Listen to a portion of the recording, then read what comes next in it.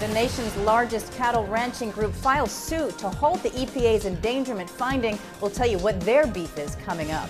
Cold temperatures send the mercury down and oil and gas prices up.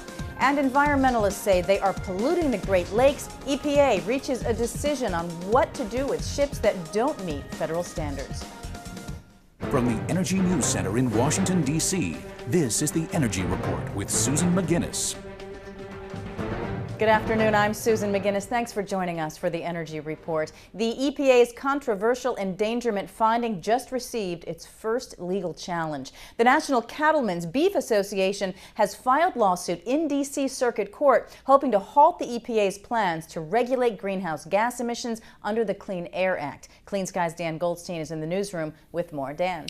Yeah, hey Susan, and you can bet that this is going to be only the first of probably a slew of industry-related lawsuits hoping to halt the EPA in its tracks when it comes to this endangerment finding. Now, in the NCBA, the National Cattlemen's Beef Association suit, their filing, they said the EPA, according to them, did not use sound science in formulating its decision. They also contend, of course, like many other industry groups, that they don't believe that the Clean Air Act is the appropriate vehicle to regulate those 6 greenhouse gases. And they also point to, you can imagine, ClimateGate, that came up again, that they said those emails showed that, those emails from the University of East Anglia, that is, showed that at least that seems to be proof that the climate science is not settled, at least for the EPA to regulate.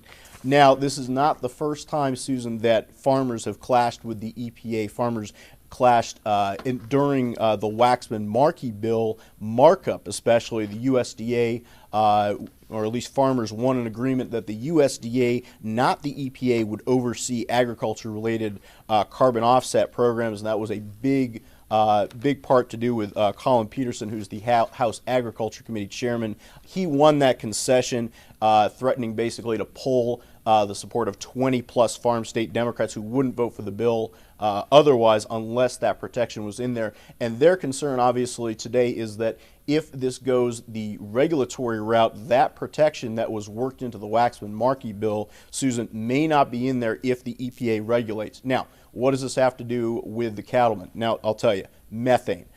Much of this has to do with basically cows and their production of manure. Now, we know where that manure goes. It mainly goes back to fertilizing fields, but what do you got to do with the manure in the meantime? That has to be stored, and when it's stored, it creates methane. Now, here's the big deal, is that methane is 21 times as potent a greenhouse gas as carbon dioxide. And NCBA points out that even though the agriculture sector represents only 6% of greenhouse gas emissions and livestock represents 3% of that, that 21 times number basically means they see a target on their back. Here's what NCBA said upon filing suit.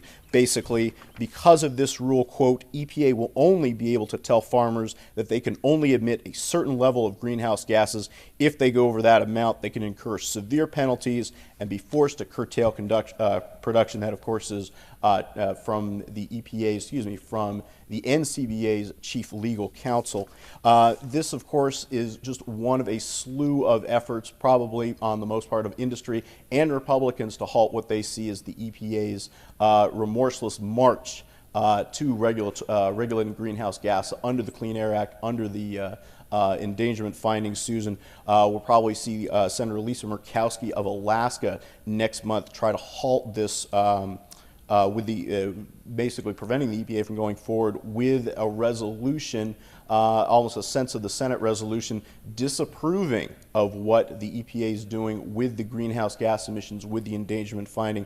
Now, analysts I talked to said that resolution could get more than 50 votes next year when it comes up. And while that might be an embarrassment to the administration, it would be unlikely to get enough to sustain a presidential veto, and moreover, it would probably not get the 218 votes that it might need in the House to get a similar approach. But bottom line, Republicans are going to try that, and we've heard that House Energy Committee Ranking Member Joe Barton is going to offer that kind of resolution.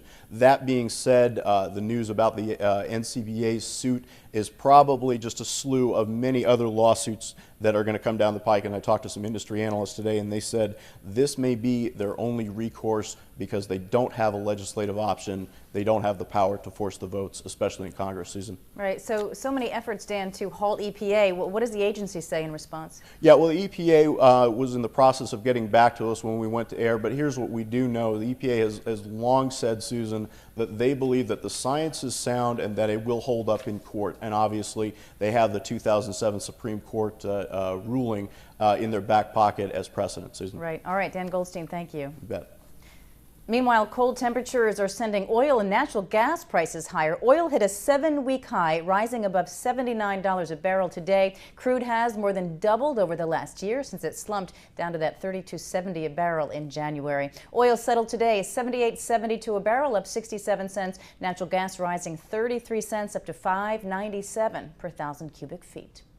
Israel is calling it the country's biggest energy deal ever. Noble Energy says it has signed a 15-year, $9.5 billion deal to sell natural gas from its offshore Israeli Tamar field to Israel Electric. The company expects to buy at least 95 billion cubic feet of natural gas per year, though it says volumes could be significantly higher than that. Noble estimates the Tamar field holds 6.3 trillion cubic feet of gas. It is on schedule at least to start production in 2012. And EPA is getting tougher on air emissions from large ocean-going commercial vessels, imposing new engine and fuel standards. But 13 U.S. flagged vessels that ply the Great Lakes are getting a reprieve. Owners of the ships claim that it would be unsafe for the older ore-carrying steam vessels to burn less polluting low-sulfur fuel, and that it would be cost-prohibitive to convert them. The shipping line said that under the new federal law, the vessels would have been forced out of service, causing a ripple effect in lost jobs and business. Representative Jim Oberstar of Minnesota and Dave Obey of Wisconsin pushed for the rule changes that let the exemption be finalized late last week. Environmentalists say this exemption disregards the health of people living near the Great Lakes. Well, that is the Energy Report. We'll see you again tomorrow morning at 9 a.m. for the morning report. Also, for any suggestions or comments you may have about our programming here on Clean Skies News, you can email us at contact@cleanskies.com. You can also follow us on Twitter and Facebook, too. From all of us here in the Energy News Center, have a good night.